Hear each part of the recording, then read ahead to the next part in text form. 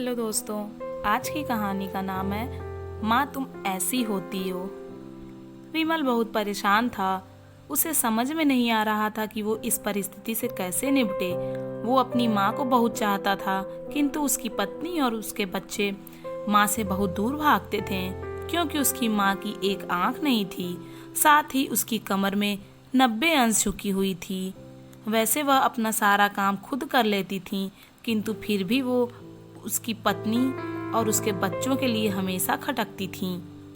दादी, आप ऊपर के कमरे में जाओ, मेरे दोस्त आ रहे हैं, विमल के बेटे अखिल ने बड़े बेरुखी से कहा। पर बेटा, मैं तो यहाँ बहुत दूर बैठी हूँ, विमल की माँ ने बहुत प्यार से कहा। नहीं, आप उनके सामने मत रहो, वो मुझे चिढ़ाते हैं, अखिल ने जोर से डांटते हुए कहा। क्या हुआ अखिल, क्यों चिल्ला रहे हो? विमल की पत्नी कामनी ने किचन से आवाज लगाई। देखो न माँ, ये दादी यहीं ड्राइंग रूम में बैठी हैं और मेरे दोस्त आ रहे हैं, अखिल ने शिकायत भरे लहजे में कहा।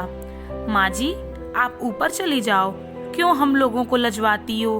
कामिनी ने बेटे का पक्ष लेते हुए कहा। बेचारी सरस्वती चुपचाप उठकर जीने के सहारे ऊपर जाने लगी। कमर झुकी होने के कारण उन्हें ऊपर चढ़ने में बहुत परेशानी हो रही थी, किंतु वो पूरी ताकत से ऊपर के एक अकेले कोने वाले कमरे में जाकर बैठ गईं। विमल बाजू के कमरे में सब सुन रहा था। उसे कष्ट हो रहा था कि उसकी माँ को अपमानित होना पड़ रहा है, किंतु वो असहाय था। अगर वो कुछ कहता है तो पत्नी और बच्चे उसका विरोध करने लगते हैं। उनके तर्क भी सही लगते हैं। चूंकि वो एक प्रशासनिक अधिकारी था, उसका सामाजिक स्तर बहुत ऊंचा था, उसकी ससुराल भी एक उच्च घराने में थी, अतः वह चुपचाप इस तरह हर दिन अपनी माँ को अपमानित होते देखता रहता था। रात को विमल की पत्नी ने कहा, देखो जी, अब कुछ करो। कल कलेक्टर साहब की पत्नी आई थी, माँ जी अपनी देसी धुन धारा में उनसे मिली। मुझे बहुत शर्म आ रही थी, बताते हुए कि ये मेरी सास हैं। मैंने कह दिया कि दूर की रिश्तेदार हैं, इलाज कराने आई हैं। विमल को रोना आ गया, किंतु फिर भी वह चुप रहा। उसे समझ में नहीं आ रहा था कि वो क्या करे। अपने बेटे की मन स्थिति को सरस्वती अच्छी तरह से जानती थी और बेटे को कोई कष्ट न हो, इसलिए वो हर बात को चुपचाप सह लेती थी। विमल बहुत उदास रहने लगा।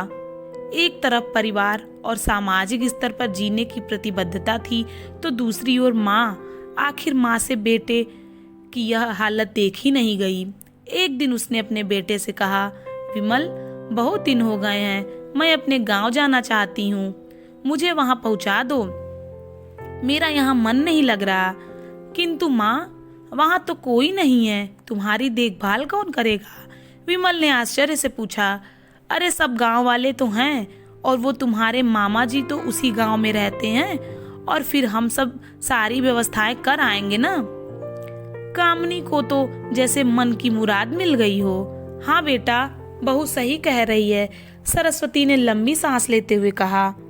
विमल जानता था कि गांव में माँ की देखभाल करने वाला कोई नहीं है, लेकिन अपनी पत्नी के जिद के कारण वह अपनी माँ को गांव छोड़ने पर विवश हो गया।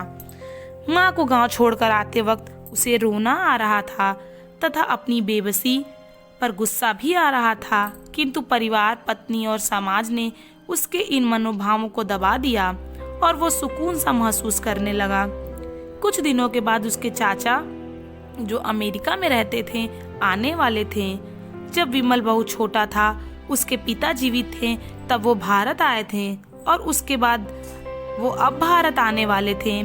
पूरा परिवार और आस पड़ोस बहुत उत्साहित था। अमेरिका से विमल के डॉक्टर चाचा आ रहे थे। डॉक्टर रमेश ने जैसे ही घर में कदम रखा, सबने मिलकर बहुत उत्साह से उनका स्वागत किया। क्यों विमल, भाभी नहीं दिख रही, कहाँ हैं? डॉक्टर रमेश ने उत्सुकता पूर्वक पूछा। जी, वो गांव में रहती हैं, यहाँ उनका मन नहीं लगा, कामनी ने सपाट लहजे में उत्तर दिया। डॉक्टर रमेश ने विमल की ओर देखा तो विमल ने अपनी आंखें झुका ली। डॉक्टर रमेश सब समझ गए, बोले, कल हम भाभी से मिलने गांव चलेंगे सब लोग। दूसरे दिन सभी लोग गांव के घर में पहुंचे। देखा कि सरस्वती को बहुत तेज बुखार है और वो पलंग पर असहाय पड़ी है। डॉक्टर रमेश दौड़कर सरस्वती के पास गए, उनके पैर छूकर रोने लगे। सरस्वती की ये हालत उनकी कल्पना से परे थी। वाह बेटा विमल, तूने तो नाम उजागर कर दिया। अपनी माँ की ये हालत देखकर तुझे तो शर्म भी नहीं आ रही होगी। डॉक्टर रमेश ने विमल को लगभग डांटते हुए कहा।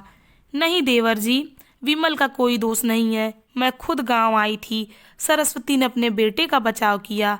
मुझे सब पता चल गया है भाभी, आप चुप रहो। क्यों बहू, तुम्हें अपनी सास की कुरूपता पसंद नहीं है? समाज में तुम्हें नीचा देखना पड़ता है ना? डॉक्टर रमेश ने कामनी की ओर व्यंग से देखा। कामनी निरुत्तर होकर विमल को देखने लगी। आज तुम जिस सामाजिक स्तर पर हो वह इन्हीं के संघर्षों की देन है। और बेटा विमल, तुम्हें शायद मालूम ना हो कि बचपन में जब तुम 1 साल के थे तब छत से नीचे गिरने के कारण एक आंख फूट गई थी तुम्हारी, और तुम्हारी रीढ़ की हड्डी में भी समस्या थी। तब तुम्हारी इस कुरूप माँ ने अपनी एक आंख और अपना बोन मेरो तुम्हें देकर इतना सुंदर स्वरूप दिया था। कामनी बेटा, इतने सालों तक संघर्ष करके बेटे को प्रशासनिक अधिकारी बनाने वाली इस संघर्षशील औरत की तुम लोगों ने यह दशा कर दी। तुम्हें ईश्वर कभी माफ नहीं करेगा। डॉक्टर रमेश की आंखों में अश्रु जलधारा बह रही थी। अब भाभी, आप मेरे साथ अमेरिका जाएंगी, यहाँ इन स्वार्थी लोगों के बीच नहीं रहेंगी। डॉक्टर रमेश ने सरस्वती से कहा। विमल को तो काटो तो खून नहीं था। डॉक्टर रमेश जो उसके चाचा थे, उन्होंने जो राज बताया, उसके बाद तो विमल को यही लग रहा था कि उससे ज्यादा पापी इंसान इस दुनिया में कोई और है ही नहीं। वह दौड़ता गया और माँ सरस्वती के कदमों से लिपट गया। माँ, मेरा अपराध अक्षम्य है। मैं जानबूझकर चुप्पी साधे रहा, आपका अपमान करवाता रहा। अब सिर्फ आप ही उस घर में मेरे साथ रहेंगी और कोई नहीं। विमल ने आग्नेय दृष्टि से अपनी पत्नी और बच्चों को देखा। कामनी को भी बहुत पश्चाताप हो रहा था, किंतु उसकी हिम्मत नहीं हो रही थी कि वो सरस्वती से आंख मिलाए।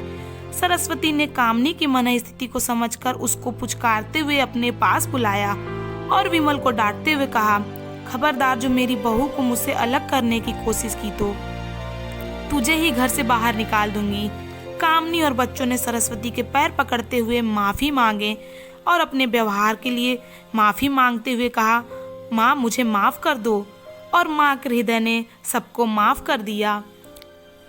दोस्तों, अगर आपको ये कहानी अच्छी लगी हो तो प्लीज़ लाइक और सब्सक्राइब जरूर करें।